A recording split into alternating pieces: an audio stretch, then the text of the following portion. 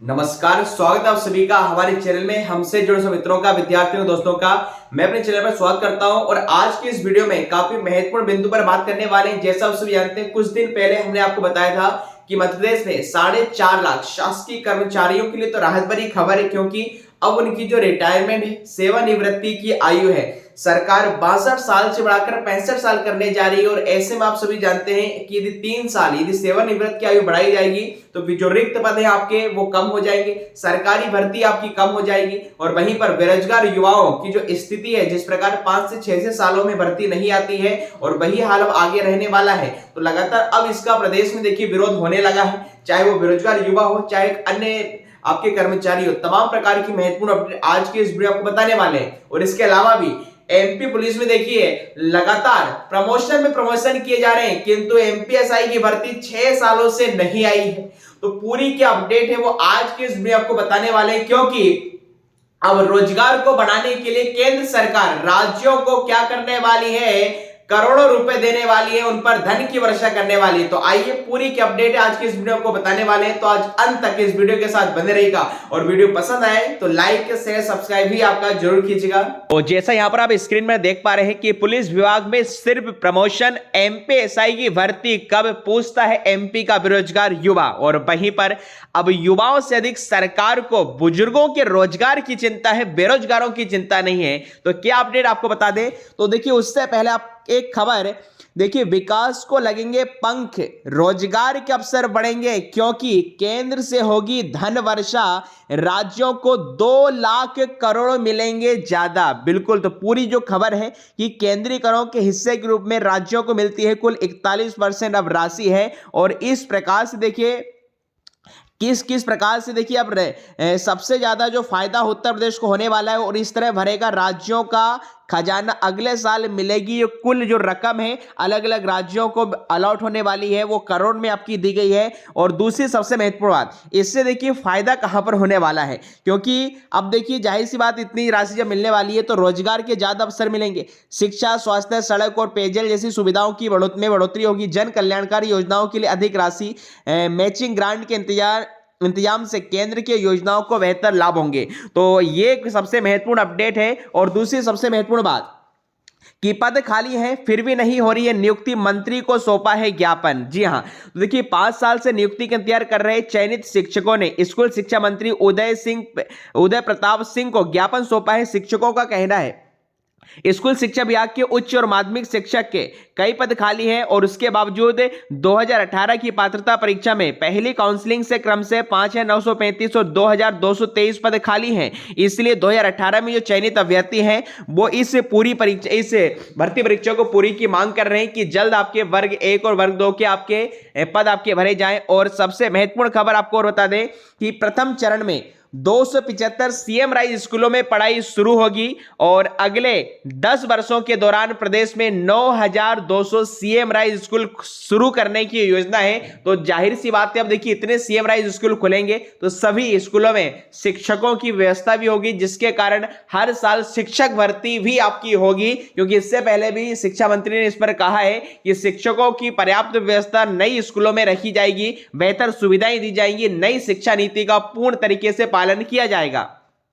और एक और खबर, लोकसभा चुनाव से पहले एमपी पुलिस को मिलेगी बड़ी खुशखबरी, 84 टीआई बनेंगे डीएसपी, तो एएसआई को भी मिलेगी पदोन्नति। आचार संहिता लगने से पहले सरकार दे रही है प्रमोशन। बट सोचने वाली बात यह है कि सबसे ज्यादा देखिए अभी पुलिस विभाग में प्रमोशन किए जा रहे हैं, किंतु मध्य प्रदेश में एएसआई, एलडीसी, सूबेदार स्टेनो, एमपीएसआई ये ऐसी भर्तियां हैं जो पिछले 6 सालों से नहीं आई है। तो सरकार को भी प्रमोशन छोड़कर सबसे पहले बेरोजगार युवा जो ओवर एज हो रहा है, सड़कों पर घूम रहा है, लगातार प्रदर्शन करना पड़ रहा है, उस पर ध्यान देना चाहिए। अरे नई भर्तियां कब करेंगे? बेरोजगार युवा लगातार आपका तैयारी कर रहा है, बट लास्ट में मिलता क्या है? कुछ भी नहीं हाथ में आता है। जैसे तैसे भर्ती आती है, स्कैम हो जाता है, रिजल्ट नहीं आते। मतलब ये सारी जो चीजें हैं बेरोजगार युवाओं को काफी हताश करती है, मानसिक रूप से परेशान करती है। एक तो ओवरेज बढ़ रही है, परिवार की चिंता है, शादी की चिंता है, अपने भविष्य की चिंता, रोजगार की चिंता है। तो सिर्फ सरकारी नौकरी के कारण ही वो ओवरेज हो पा रहा है। अदरवाइज सरकार को स्पष्ट कर देना चाहिए कि भैया हम भर्ती देंगे ही नहीं, ताकि बेरोजगार युवा आस ही छोड़ दे, तैयारी करना छोड़ दे, अपना कोई बिजनेस व्यापार कुछ भी सेटअप कर ले। तो एमपीएसआई एसआई एलडीसी की भर्ती सरकार को जल्द करनी चाहिए। और दूसरी एक और खबर जो है कि कर्मचारियों को रास नहीं आया सेवानिवृत्त आयु 65 वर्ष करने का प्रस्ताव। युवाओं से अधिक सरकार को बेरोजगारों के रोजगार की चिंता है। यह देखिए खबर थोड़ी सी दुख भरी है बेरोजगारों के लिए। शासकीय सेवकों की सेवानिवृत्त की आयु 62 से बढ़ाकर 65 करने का प्रस्ताव लोगों को भाया नहीं। मध्य प्रदेश से कर्मचारी कल्याण समिति की पहल पर सरकार की कवायद पर यह कहते हुए सवाल खड़े किए जा रहे हैं कि सरकार को देखिए बेरोजगार युवाओं से अधिक बुजुर्ग अधिकारी कर्मचारियों की चिंता सता रही है, जबकि इसके बाद बेरोजगारी ही नहीं भविष्य में बढ़ते अनुकंपा नियुक्ति के प्रकरणों के कारण शासकीय सेवा मात्र कुछ कर्मचारी इस परिवारों तक ही सीमित रह जाएगा। दरअसल देखिए पूरी क्या खबर आपको बता दें कि राज्य कर्मचारी कल्याण समिति के अध्यक्ष रमेश शर्मा ने मंत्रालयीन संवर्ग के अधिकारी कर्मचारियों की सेवानिवृत्त की आयु बढ़ोतरी का प्रस्ताव देखिए सरकार को दिया था। और इसके बाद सामान्य प्रशासन विभाग ने आवश्यक कार्रवाई के लिए 11 जनवरी को सौंपे गए इस प्रस्ताव को मात्र 11 दिन में ही आवश्यक कार्रवाई के लिए देखिए वित्त विभाग को भेज दिया, जिस पर प्रदेश का युवा ही नहीं समाज का प्रबुद्ध और कर्मचारी वर्ग इसके विरोध में खड़ा हो गया है। इनका कहना है कि जब करीब 42 लाख युवा शासकीय भर्तियों की शुरू होने का इंतजार कर रहे हैं, तब शासकीय सेवकों की सेवानिवृत्त आयु बढ़ाकर सरकार युवाओं के लिए रास्ते बंद कर रही है।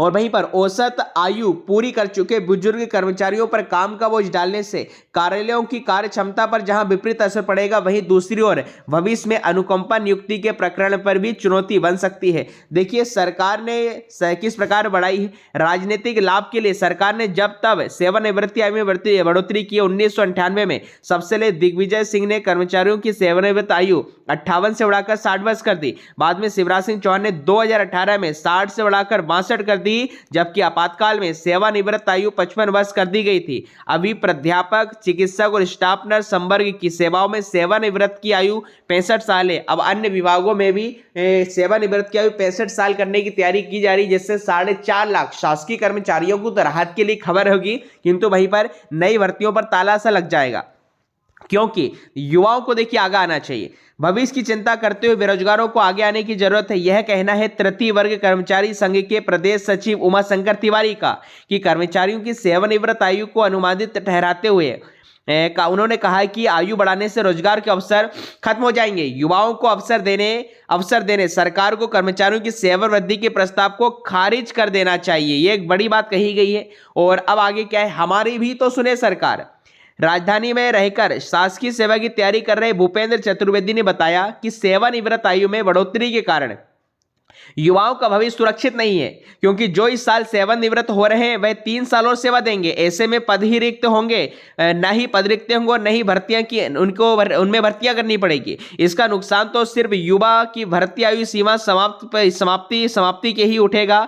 और अगला 58 से 60 वर्ष तक की ठीक है। देखिए समता संपर्क अभियान के राष्ट्रीय संयोजक अजय खरे का कहना है कि सरकारी कर्मचारियों की 26 वर्ष पहले 58 वर्ष की आयु पर सेवानिवृत्त उन्हें कर दिया जाता था। कर्मचारियों की कार्यक्षमता के हिसाब से 58 वर्ष आयु सीमा सही है। वृद्धावस्था में कर्मचारियों के सेवानिवृत्त होने पर पेंशन प्रावधान है, जबकि युवा पीढ़ी के जीविकोपार्जन के लिए किसी तरह की व्यवस्था नहीं है। तो भैया सरकार को इस पर विशेष रूप से ध्यान देना चाहिए और सरकारी भर्तियों में नए रोजगार के अवसर आए और नए बेरोजगारों को, भैया युवाओं को मौका मिलना चाहिए, ताकि वह भी अपनी प्रतिभा दिखा सके, वह भी नवाचार कर सके, देश को बढ़ा सके, समाज के विकास में अपना सहयोग दे पाए। क्योंकि जब ऑलरेडी जो सरकारी नौकरी में है उनकी आप एक्सटेंशन कर रहे हैं, बट ठीक है, बट भाई जो बेरोजगार युवा सड़कों पर घूम रहा है आपको उसको भी ध्यान देना चाहिए। तो एसबी का कैलेंडर जल्द जारी होना चाहिए और सभी परीक्षा परिणाम जल्दी से जल्दी कराकर और नियुक्ति आपकी मिलनी चाहिए। आपकी इस पर क्या राय है कमेंट बॉक्स में जरूर बताइएगा।